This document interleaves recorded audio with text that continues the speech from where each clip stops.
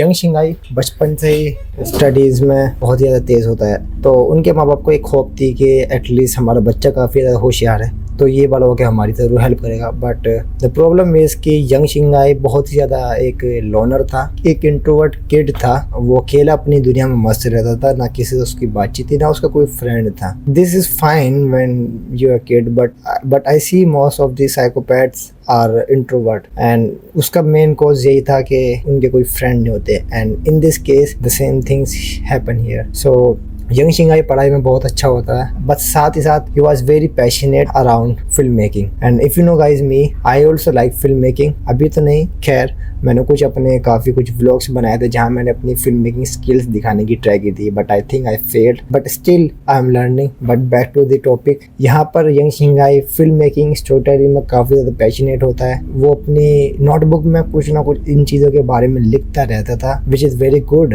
और उसके माँ बाप इस चीज़ को देख के बहुत ही खुश होते थे कि उनका बच्चा बहुत ही ज़्यादा है ब्रिलियंट है। एंड उनको लगता था कि फ्यूचर में कुछ ना कुछ तो ज़रूर अच्छा करेगा, जिससे हमारी घर की जो स्थिति है वो ज़रूर सही होगी। और कुछ दिन के बाद ही जो चीज़ यंग शिंगाई अपनी नोटबुक में लिख रहा था, अब उसको वो अपने स्कूल में थिएटर परफॉर्म करना था। थिएटर से एक दिन पहले जब उसकी मॉम जब उसकी नोटबुक देखती है, बस शॉक्ड। यंग शिंगाई की एक इमेजिनेशन थी जहाँ वो सब ये जो अपनी कहानी थी लिख रहा था, जिसमें he make his own religion like that, जहाँ एक बंदा किसी के कत्ल करता है, किसी को मारता है, एंड देन उसके बाद लोग उसको सजा देते हैं, उसको परेशान करते हैं, उसको जेल करते हैं, एंड देन उसके बाद वो एक मसीहा की तरह वापसी आ जाता है लाइक अ हीरो। एंड जब यंग शिंगाई की माँ उस पेजों को पढ़ जा रही थी, feel a little bit scared. तो वैसे तो ये एक नोटबुक में कहानी थी, बट उसकी मदर फिर भी एक परेशानी में आ गई थी, क्योंकि वो जो कैरेक्टर जो डिफाइन कर रहा था वो ऑलमोस्ट यंग शिंगाई को कर रहा था, एंड जो यंग शिंगाई की लाइफ में हो रहा था वो ऑलमोस्ट उस कैरेक्टर के साथ हो रहा है। तो she feel a little bit scared, but उन्होंने ऐसी बात को जाने दिया।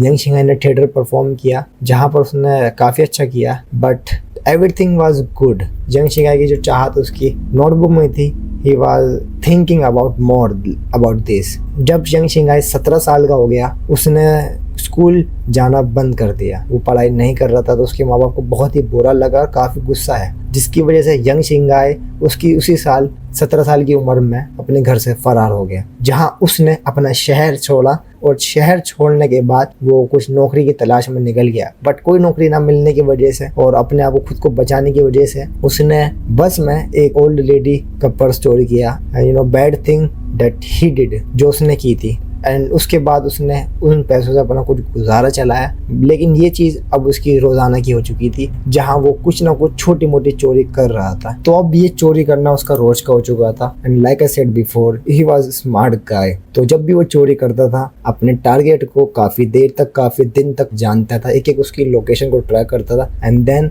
उसके बाद उस पर वो हमला करता था। यंग शिंगाई अरेस्ट हो जाता है, जहाँ पुलिस वाले उसको 3 साल की सजा देते हैं लेबर कैंप में। 3 साल लेबर कैंप में काटने के बाद वो वापसी आता है, एंड देन उसके बाद वो फिर से ये चीज़ दोबारा दोहराने लग जाता है। एंड इस बार वो और स्मार्ट तरीके से, बेहतर तरीके से करता है, बट स्टिल दोबारा फिर से पुलिस वाले उसको पकड़ लेते हैं और इस बार उसको 8 साल की सजा मिलती है। एंड इसके बाद यंग शिंगाई लेबर कैंप में चला जाता है। वहाँ जाने के बाद उसको काफ़ी कुछ कुछ गलत और इवन वर्स एनवायरनमेंट मिला होगा, जहाँ वो कुछ बुरे लोगों से शामिल होता है, उनसे मिलता है, एंड उनसे उनकी टेक्निक, उनकी स्टोरी जानता है। एंड जहाँ वो उन लोगों में रह रहा था, these guys are already a big criminal। And धीरे धीरे वो पहले एक चोर था, नाउ उसका एक माइंडसेट ऑलमोस्ट एक साइकोपैथ जैसा हो चुका था। 8 साल की जेल के बाद 1996 में वो बाहर निकलता है। वो चोरी वोरी कुछ नहीं करता है, एंड कुछ टाइम तक बिल्कुल नॉर्मल रहता है। उसके बाद उसकी नज़र एक लड़की पे पड़ती है, एंड वो काफ़ी दिन से उस लड़की को स्टॉक करता रहता है। एंड वो एक सही प्लान में था जब वो उसको पकड़ने वाला है, और फिर वो एक किसी अच्छे मोमेंट का इंतज़ार कर रहा था, और जब वो मोमेंट आता है तो वो अचानक से उस पर हमला कर देता है एंड उसको पकड़ लेता है। बट जैसे तैसे वो लड़की उससे बच जाती है एंड वो वहाँ से भाग जाती है। और जब वो लड़की वहाँ से भाग जाती है, देन उसके बाद वो रिपोर्ट कर देती है पुलिस वालों को, और उसके बाद यंग शिंगाई फिर से अपनी तीसरी बार जेल में चला जाता है और उसको 5 साल की सज़ा मिलती है। बट जैसे तैसे वो 4 साल ही जेल में रहता है, और 4 साल जेल काटने के बाद वो वहाँ से निकल जाता है। किसी तरीके से आई डोंट नो व्हाई वो एक लड़की के साथ रिलेशनशिप में आ जाता है जहाँ वो दोनों एक दूसरे को प्यार करते हैं। बट द थिंग इज, ये जो लड़की है इसको यंग शिंगाई के पास के बारे में कुछ भी नहीं मालूम and everything was very going good.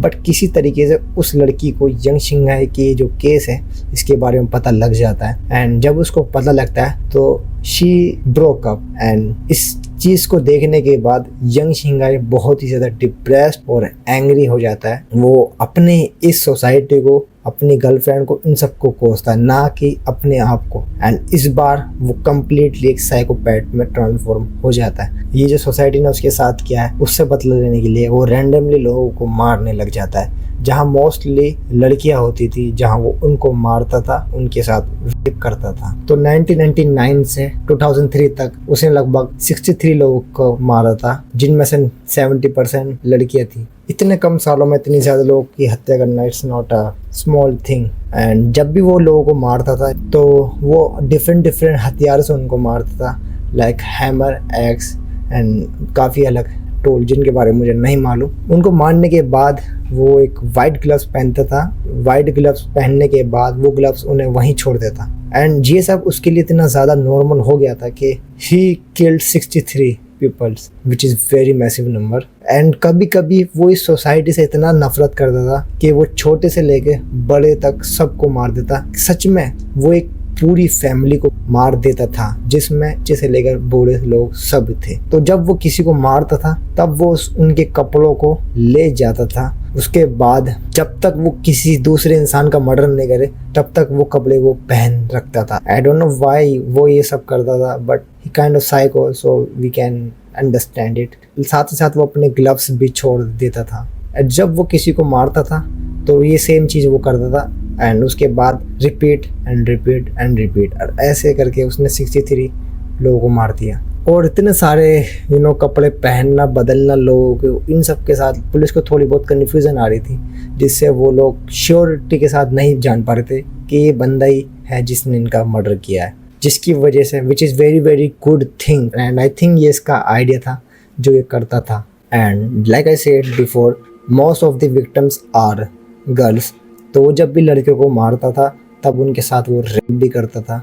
And जब लड़की अपने आप को डिफेंड करती थी तो यंग शिंगाई उनको और ज़्यादा पुश करता था एंड उनके बाद उनकी जो स्किन थी उनको अपने नाखूनों को चुबाता था। बट इन 2002 यंग शिंगाई अपने एक दूसरे शिकार में तैयार था, जहां वो एक फैमिली की नज़र में था और उस फैमिली में मेंबर्स थे वो मोस्टली फार्मर्स थे। तो जब वो उस फैमिली के शिकार में सही मोमेंट पे वहां जाने की ट्राई करता है तो रास्ते में उसको शावल दिखता है एंड वो उसको उठा के ले जाता है। सोचता है कि ये काफ़ी सही चीज़ है जो उसको हेल्प करेगी। तो सबसे पहले वो दबे पाँव उस घर के अंदर जाता है। वो उस परिवार के आदमी को मारता है जहां उसने पीछे से वार किया था एंड देन उसके बाद वो अपना दूसरा शिकार एक 6 साल के छोटे बच्चे पर करता है, जिसको वो गला दबा के उसको मार देता है। उसके बाद वो उस घर के एक प्रेग्नेंट औरत के पास जाता है, वो उनके साथ करता है एंड देन उसके बाद उनको मार देता है। और यंग शिंगाई काफ़ी ज़्यादा थक जाता है तो जल्दबाजी में ऐसे कपड़े वपड़े लेकर वहाँ से निकल जाता है। बट द थिंग इज, इस फैमिली में जिस औरत को भी उसने मारा था वो अभी स्टिल जिंदा है। एंड देन उसके बाद वो औरत